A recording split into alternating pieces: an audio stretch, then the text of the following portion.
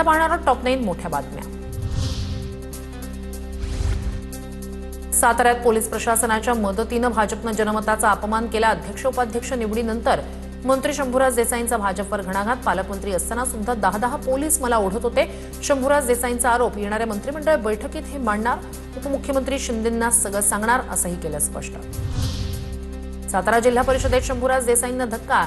सातारा जिल्हा परिषदेवर भाजपचा झेंडा। 32 जागांवर संख्याबळ दाखवत अध्यक्ष उपाध्यक्ष पद घेतलं ताब्यात। भाजपच्या प्रिया शिंदे अध्यक्ष तर उपाध्यक्षपदी राजू भोसलेंची नियुक्ती। एका लुगड्यानं बाई म्हातारी होत नाही। सांगली जिल्हा परिषदेतील भाजपच्या पराभवानंतर चंद्रकांत पाटील यांचा निशाणा। डोनाल्ड ट्रम्पला हरवून सांगली झेडपी जिंकली असं वाटतंय। मंत्री चंद्रकांत पाटील यांचा जयंत पाटील, विशाल पाटील आणि विश्वजित कदम यांना टोला।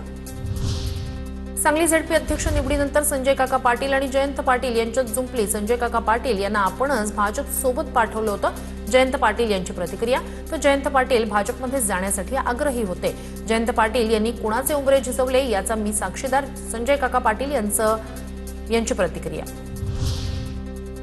विधान परिषदेच्या 9 जागांसाठी पुढच्या महिन्यात निवडणूक होण्याची शक्यता।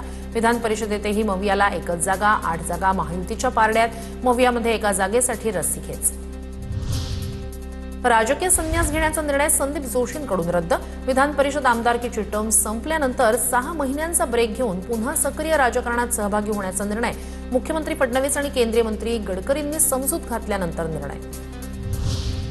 वनतारा विरोधात दाखल याचिका सुप्रीम कोर्टाने फेटाळली। वनतारामध्ये कोणत्याही प्रकारच्या कायद्याचं उल्लंघन नाही, सुप्रीम कोर्टाची टिप्पणी। वनतारा विरोधात करणार्थम विराम या संस्थेने दाखल केली होती याचिका। परभणीत 13 वर्षीय मुलीवर अत्याचार करणारा आरोपी अटकेत। जीवे मारण्याची धमकी देत अल्पवयीन मुलीवर अत्याचार। शुभंकर भालेराव असं नराधम आरोपीचं नाव। पोलिसांकडून पुढील तपास सुरू। हिमाचल प्रदेशातील शिपकिला दर्यातून भारत चीन व्यापाराला 1 जूनपासून सुरुवात। भारत आणि चीन व्यापारासाठी व्यापक तयारी सुरू।